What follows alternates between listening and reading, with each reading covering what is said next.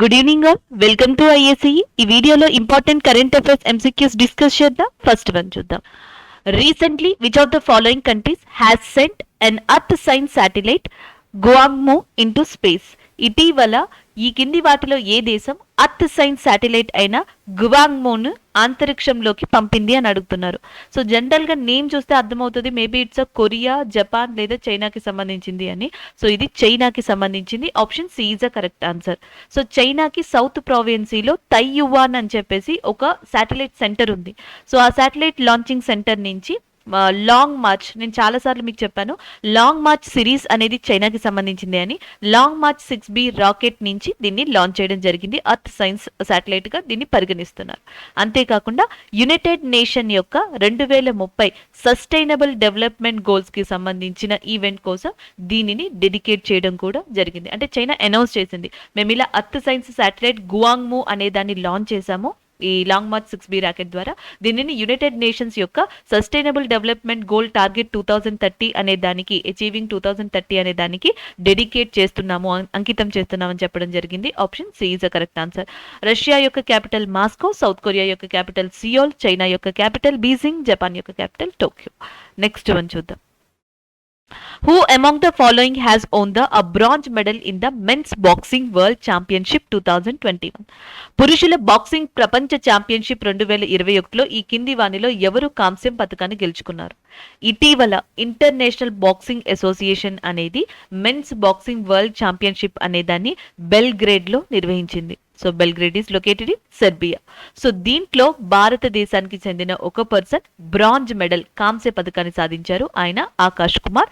Option A is a correct answer. అంటే 2021కి సంబంధించి men's boxing championship లో బ్రాంజ్ మెడల్ ని గెలుచుకున్న పర్సన్ లేదా బ్రాంజ్ మెడల్ ని గెలుచుకున్న ఇండియన్ ఎవరంటే ఆకాష్ కుమార్ గారుగా గుర్తుపెట్టుకోవచ్చు. నెక్స్ట్ వన్ చూద్దాం. Haryana Chief Minister Manohar Lal Khattar has released the book Modern India. Who among the following has the author of the book? So మనకి హర్యానా ముఖ్యమంత్రి గారు మనోహర్ లాల్ ఖట్టార్, మనకు ఆల్రెడీ పేరు తెలుసు. ఈయన మోడర్న్ ఇండియా అనే బుక్ ని లాంచ్ చేశారు. ఆ లాంచ్ చేసినప్పుడు రాసిన రచయిత ఎవరు, ఆ బుక్ రచయిత ఎవరు అని అడుగుతున్నారు. ఆప్షన్స్ లో సుధామూర్తి గారు ఉన్నారు. సుధామూర్తి గారి గురించి రీసెంట్ గా మనం మాట్లాడుకున్నాం. The sage with two horns, Gopi diaries, ఇవన్నీ కూడా ఆమె రాసినవే. The sage with two horns అనే బుక్ ని రాసింది సుధామూర్తి గారు. దీని గురించి మనం డిస్కస్ చేసాం. కుల్ప్రీత్ యాదవ్, ఈయన 13 బుక్స్ ని రాశారు ఏకంగా. సో రీసెంట్ గా అయితే ద బ్యాటిల్ ఆఫ్ రెజింగ్లా అనే దాన్ని కూడా రాశారు. సో ద బ్యాటిల్ ఆఫ్ రెజింగ్లా అనే బుక్ ని రాసింది మనకి కుల్ప్రీత్ యాదవ్ గారు. ఇంకా మిగిలింది MGS Narayan and Poonam Dalal Dahiya. Poonam Dalal Dahiya is a very famous author, ఎందుకంటే హిస్టరీ ఓరియంటెడ్ బుక్ ఆమె ఆల్రెడీ రాశారు. ఏనిషియంట్ మిడీవల్ ఇండియా అని చెప్పేసి గుర్తుపెట్టుకోండి. ఏనిషియంట్ మిడీవల్ ఇండియా అనే బుక్ ని రాశారు. ఇప్పుడు మోడర్న్ ఇండియా అనే బుక్ ని రాశారు పూనం దలాల్ దహియా గారు. So option C is a correct answer. Poonam Dalal Dahiya గారు మోడర్న్ ఇండియా అనే బుక్ ని రాస్తే హర్యానా చీఫ్ మినిస్టర్ మనోహర్ లాల్ ఖట్టార్ గారు దానిని రిలీజ్ చేయడం జరిగింది. అండ్ హర్యానా యొక్క గవర్నర్ గా బండారు దత్తాత్రేయ గారు ఉన్నారు. హర్యానాలో మనం చాలా డిస్కస్ చేసాం, లైక్ ట్రీ పెన్షన్ కి సంబంధించిన ఒక కరెంట్ అఫైర్ ని డిస్కస్ చేసాం. భారతదేశంలోనే ఫస్ట్ గ్రెయిన్ ఏటీఎం అనే దాన్ని కూడా హర్యానాలోనే ప్రారంభించినట్టుగా మనం డిస్కస్ చేయడం జరిగింది. సో అలాంటి హర్యానాకి సంబంధించింది. అలాగే ఖేలో ఇండియా యూత్ గేమ్స్ అనేవి నెక్స్ట్ ఇయర్ జాన్ మంత్ లో మనకి హర్యానాలోని పంచకులాలో జరగబోతున్నాయి. ఇవన్నీ కూడా Haryana related current affairs previous గా జరిగినవి. Which country hosted the One Global Vietnam Summit under the theme of Talent, Innovation, Sustainability? So theme వచ్చేటప్పటికి టాలెంట్, ఇన్నోవేషన్, సస్టైనబిలిటీ అనేది థీమ్ అండి. సో ఇది వియత్నాం సమిట్ కి సంబంధించింది. ఈ Vietnam summit, one global Vietnam summit అనేది ఎవరు నిర్వహించారని అడుగుతున్నారు. బేసిక్ గా ఈ సమిట్ అనేది ప్యారిస్ లో జరిగింది అండ్ దీన్ని ఫ్రాన్స్ నిర్వహించింది. వియత్నాం కి సంబంధించిన కొంతమంది మేధో సంపత్తి గల వ్యక్తులు, అంటే లైక్ ఎవరైతే మోస్ట్ ఎక్స్పర్టెడ్ పర్సన్స్ ఉన్నారో వియత్నాం కి సంబంధించి, వాళ్ళు ఈ వన్ గ్లోబల్ వియత్నాం సమిట్ అనే దానికి మెయిన్ కారకులు. సో ఇదేంటంటే వియత్నాం ని గ్లోబల్ గా కనెక్ట్ చేయడానికి, ఎకనామికల్ గా, జాగ్రఫికల్ గా, పొలిటికల్ గా వియత్నాం ని ఇక రానున్న రోజుల్లో, టెక్నాలజీ రోజుల్లో ఎలా కనెక్ట్ చేయాలి అనే దాని మీద వన్ గ్లోబల్ వియత్నాం సమిట్ అనేది ఫ్రాన్స్లోని ప్యారిస్లో నిర్వహించడం జరిగింది. Option A is a correct answer అవుతుంది. అలాగే ఇది G7 సమిట్ ఈసారి మనకి ఎక్కడ జరిగింది అంటే యూకేలో జరిగింది. సో అది కూడా గుర్తుపెట్టుకోవచ్చు. బ్రిక్స్ సమావేశం అనేది ఈసారి ఎక్కడ జరిగింది అంటే ఇండియా. వియత్నాం సమిట్ వచ్చి ఫ్రాన్స్లో, బ్రిక్స్ సమావేశం ఇండియాలో, G7 సమిట్ అనేది యూకేలో జరిగింది ఈ సంవత్సరం. సో ఇట్లా రివైజ్ చేసుకోవచ్చు. Next one, recently India has sign a general framework agreement for cooperation with which of the following country. ఇటీవల భారతదేశం ఈ కింది వాటిలో ఏ దేశ సహకారం కోసం సాధారణ ఫ్రేమ్వర్క్ ఒప్పందంపై సంతకం చేసింది. సో ఈ కింది వాటిలో ఒక కంట్రీ ఇండియాతో రీసెంట్ గా బైలేటరల్ రిలేషన్షిప్ ని అభివృద్ధి చేసుకోవడం కోసం మనకి 2 ఒప్పందాలను కుదుర్చుకోవడం జరిగింది. ఒకటి డయాలసిస్ మిషన్స్ కి సంబంధించి ఒకటి, ఇంకొకటి వచ్చేటప్పటికి డిప్లొమాట్స్ కానీ, ఆఫీసర్స్ కానీ, అఫీషియల్స్ కానీ, సో వాళ్ళ దగ్గర ఉన్న పాస్పోర్ట్స్ అండ్ విసాస్ కి సంబంధించి ఒకటి. సో ఇట్లా ఈ 2 విషయాల మీద ఇటీవల గాంబియా అనే కంట్రీ ఇండియాతో ఒక ఒప్పందాన్ని కుదుర్చుకోవడం జరిగింది. దానికి సంబంధించిన కరెంట్ అఫైర్ ఇది. సో గాంబియా యొక్క క్యాపిటల్ వచ్చేటప్పటికి బాన్జుల్ గా ఉంది.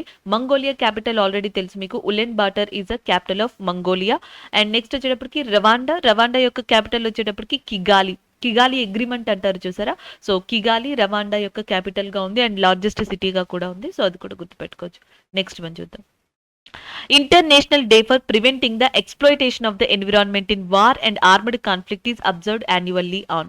సో ఇక్కడ క్వశ్చన్ వచ్చేటప్పటికి ఏంటంటే international day for preventing and exploitation of the environment in war armed conflict అనే డే ఎప్పుడు అని అడుగుతున్నారు. సో ఆబ్వియస్లీ ఇది 6th November. Option D is the correct answer. అంటే ఈ మనుషుల మధ్య జరిగే వివాదాస్పదాలు, కంట్రీస్ కి మధ్య జరిగే వివాదాస్పదాల వల్ల, ఆర్మ్స్ వెపన్స్ ని యూజ్ చేయడం వల్ల పొల్యూషన్ అనేది క్రియేట్ అవుతుంది. ఆ పొల్యూషన్ పర్యావరణాన్ని దెబ్బతీస్తుంది. ద బెస్ట్ ఎగ్జాంపుల్ గా 2006 ఘటన చెప్పొచ్చు. 2006లో ఇజ్రాయెల్ కి లెబనాన్ కి జరిగిన ఘటనలో దాదాపుగా 1,00,000 టన్స్ ఆయిల్ అనేది మెడిటేరియన్ సీలోకి ఎంటర్ అవ్వడం జరిగింది. దాని ఫలితంగా ఆ ఏరియా సరౌండింగ్స్ ఏరియాస్ లో కూడా పొల్యూషన్ అనేది ఏర్పడింది. అలాగే గతంలో యుఎస్ కి అండ్ ఇరాక్ కి మధ్య జరిగిన కొన్ని కాన్ఫ్లిక్ట్స్ లో కూడా ఇలాంటి ప్రమాదాలు జరిగాయి.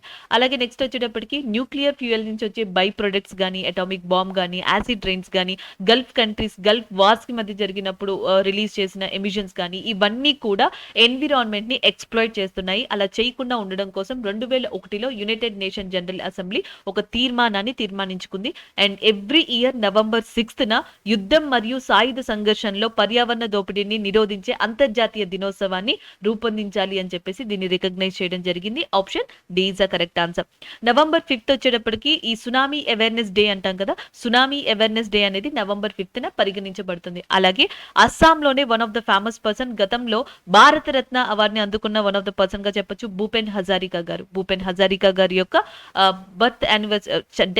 డెత్ యానివర్సరీ అంటాం కదా, అది కూడా నవంబర్ 5నే అండి. అది కూడా గుర్తుపెట్టుకోవచ్చు. నవంబర్ 1st వచ్చేటప్పటికి Karnataka formation day, Haryana formation day.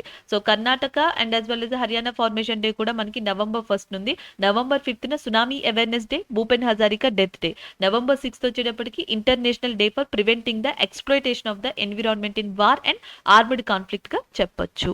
So this is about the current affair. Option D is the correct answer. So next current affair చూద్దాం. Recently prime minister Modi inaugurated Sri Adi Shankaracharya Samadhi and statue in Kedarnath. And what is the name of the sculptor who designed the statue? So ఇక్కడ ఏంటంటే ఇటీవల prime minister Modi Kedarnath లో శ్రీ ఆది శంకరాచార్య సమాధి మరియు విగ్రహాన్ని ఆవిష్కరించారు. విగ్రహాన్ని రూపొందించిన శిల్పి పేరు ఏంటి అని అడుగుతున్నారు. ఉత్తరాఖండ్ లో మనకి 2013లో ఫ్లడ్స్ వచ్చాయండి, కేదార్నాథ్ ఫ్లడ్స్ అంటాం. సో ఆ ఫ్లడ్స్ వచ్చిన తర్వాత ఆది శంకరాచార్యుల గారి సమాధి ఏదైతే ఎగ్జిస్ట్ అయ్యి ఉందో ఆల్రెడీ, సో అది ధ్వంసమైంది. అలా ధ్వంసమైన దాన్ని తిరిగి పునర్నిర్మించారు. అలా నిర్మించిన దాన్ని ప్రైమ్ మినిస్టర్ మోడీ గారు రీసెంట్ గా ఇనాగ్రేట్ చేయడం, ప్రారంభించడం జరిగింది. దాన్ని నిర్మించింది ఎవరు అంటే అర్జున్ యోగిరాజ్, మైసూర్ కి చెందిన శిల్పిగా చెప్పొచ్చు అర్జున్ యోగిరాజు గారు. సో ఈయన నిర్మించారు. ఈయన నిర్మించిన దాన్ని ప్రైమ్ మినిస్టర్ మోడీ ప్రారంభించడం జరిగింది. సో ఉత్తరాఖండ్ లో జనరల్ గా మనం చార్ధామ్ అంటాం, కేదార్నాథ్, బద్రీనాథ్, యమునోత్రి, గంగోత్రి ఇట్లా ఉంటాయి.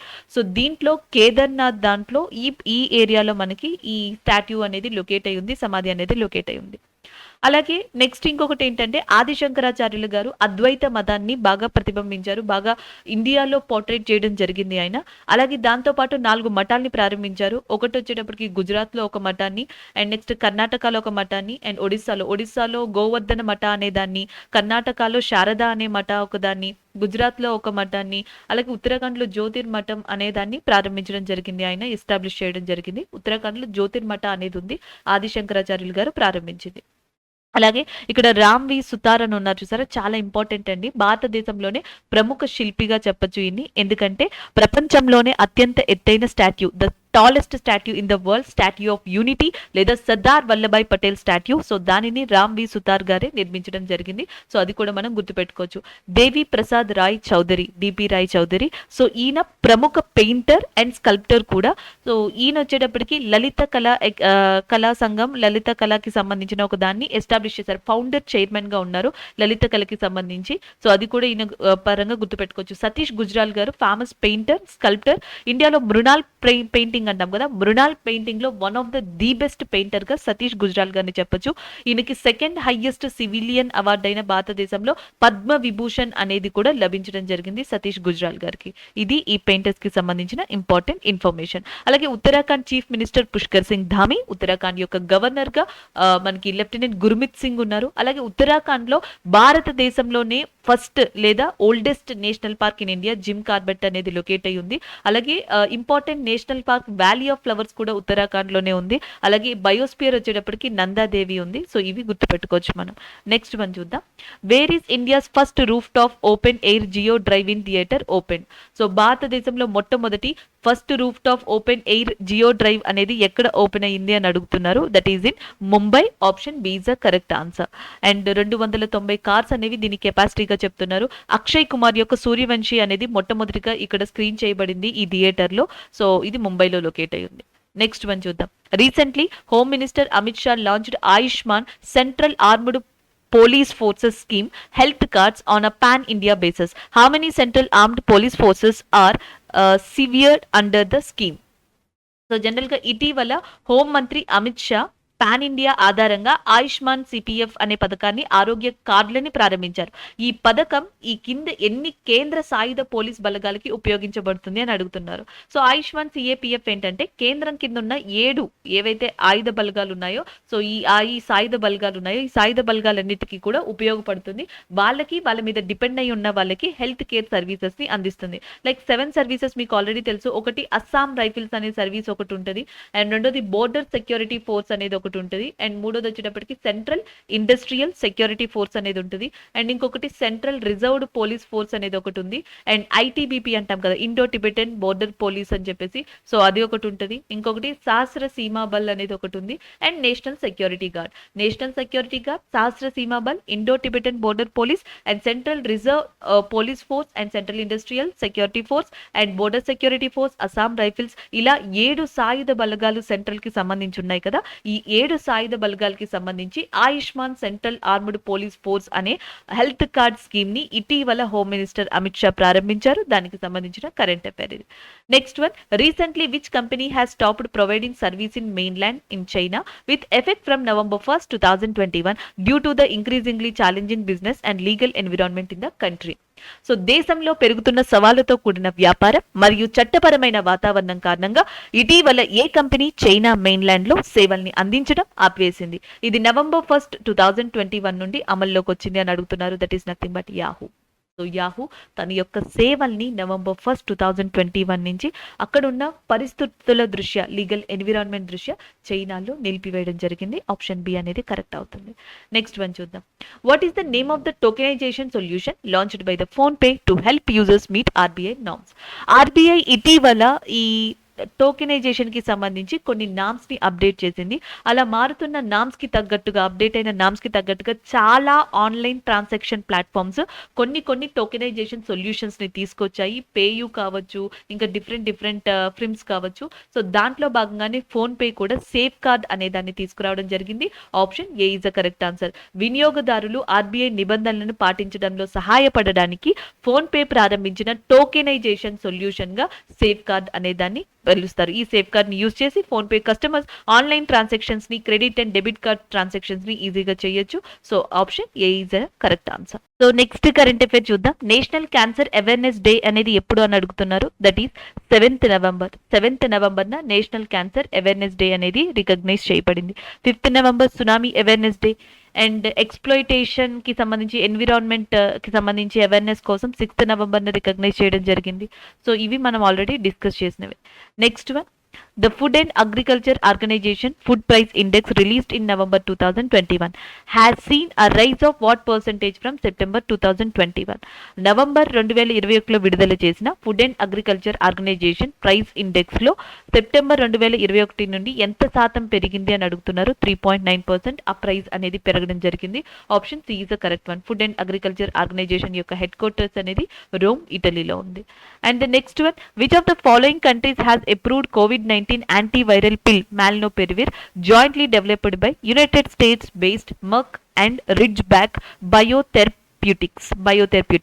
So biotherapeutics and as well as United States కి సంబంధించిన ఏవైతే కంపెనీస్ ఉన్నాయో మాల్నోపిరవిర్ ని ఏ కంట్రీకి సంబంధించి ఏ కంట్రీతో కలిపి రీసెంట్ గా అప్రూవ్ చేశాయని అడుగుతున్నారు. Option B is the correct answer, that is the Britain. And the next one, Mandakini river which was seen in the news recently start in which state? So answer వచ్చేటప్పటికి Madhya Pradesh is the correct answer. Mandakini river recent గా news లో చూసాము, అది ఎక్కడుంది అని అడిగారు, మధ్యప్రదేశ్. దీని explanation చాలా ఇంపార్టెంట్ అండి, ఎందుకంటే భారతదేశానికి సంబంధించి 2 మందాకిని రివర్స్ ఉన్నాయి. ఒకటి ఉత్తరాఖండ్ లో ఉంది. ఉత్తరాఖండ్ లో అలకనంద రివర్ కి వన్ ఆఫ్ ద ట్రిబ్యూటరీగా ఉపనదిగా ఉంది మందాకిని రివర్. ఇంకొక మందాకిని రివర్ అనేది మధ్యప్రదేశ్ లో ఉంది. ఇది మధ్యప్రదేశ్ నుంచి ఉత్తరప్రదేశ్కి వెళ్ళి అక్కడ యమునా రివర్ తో మనకి మర్జ్ అవడం జరుగుతుంది. ఆ మధ్యప్రదేశ్ లోని మందాకిని రివర్ రీసెంట్ గా న్యూస్ లో ఉంది. దానిని లైఫ్ లైన్ ఆఫ్ చిత్రకూట్ అని కూడా పిలుస్తారంట. And Namami Ganga project national river clean project కింద 2020 డిసెంబర్ మంత్ లో మనకి యూనియన్ మినిస్ట్రీ కేంద్ర ప్రభుత్వం ఈ మందాకిని రివర్ ని one of the most pollutant river కింద కూడా రికగ్నైజ్ చేసింది. 2 రివర్స్ ఉన్నాయి. ఇటీవల వార్తల్లో ఉన్నది మాత్రం మధ్యప్రదేశ్ కి సంబంధించిన మందాకిని రివర్. నెక్స్ట్ వన్ చూద్దాం. Strive is a world bank funded project being implemented by which union ministry? Strive అనేది వరల్డ్ బ్యాంక్ ఫండ్ చేసే ఒక ప్రాజెక్ట్ గా చెప్తున్నారు. ఏ మంత్రిత్వ శాఖ అమలు పరుస్తుంది అని? Ministry of skill development. Option A is the correct answer. Next one, which university has own the Maulana Abul Kalam Azad trophy? Maulana Abul Kalam Azad అనే ఒక ట్రోఫీని రీసెంట్ గా ఈ కింది వాటిలో ఏ యూనివర్సిటీ కైవసం చేసుకుంది అని అడుగుతున్నారు. Lovely professional university. So lovely professional university ఇటీవల మౌలానా అబుల్ కలాం ఆజాద్ ట్రోఫీని అందుకోవడం జరిగింది. And the next one, the Ganga Utsav the river festival is which edition of the annual Ganga festival? ఇది 5th ఎడిషన్ అండి. 5వ ఎడిషన్ యొక్క గంగా ఉత్సవ్ అనేది భారతదేశం అంతటా జరపనున్నారు, ఎస్పెషల్లీ ఉత్తరప్రదేశ్ లో. ఇది మినిస్ట్రీ ఆఫ్ జలశక్తి కింద ఆధ్వర్యంలో జరుగుతుంది. అండ్ నమామి గంగా ప్రాజెక్ట్ ఏదైతే ఉందో దాన్ని కూడా ఇక్కడ హైలైట్ చేయనున్నారు. And the next one, the G20 summit 2021 which edition in the of the annual event? G20 summit 2021 వార్షిక ఈవెంట్ ఎన్నోవ విడత అని అడుగుతున్నారు. 16th ఎడిషన్ అండి. Option D is the correct answer. G20 summit గతంలో 2020లో రియాద్ లో జరిగింది, సౌదీ అరేబియాలో. 2021లో మనకి G20 సమిట్ అనేది మనకి మనకి ఇటలీ కేంద్రంగా జరగనుంది. సో అది కూడా గుర్తుపెట్టుకోవచ్చు. G20 సమిట్ ఇటలీ కేంద్రంగా జరగనుంది. అండ్ లాస్ట్ లో రియాద్ లో జరిగింది. 16th ఎడిషన్ ఇప్పుడు జరగనుంది. And the next one, Ellen Davidson who has passed away recently was the cricket all rounder of which country అని అడుగుతున్నారు. Australia. Option C is the correct answer. Thank you.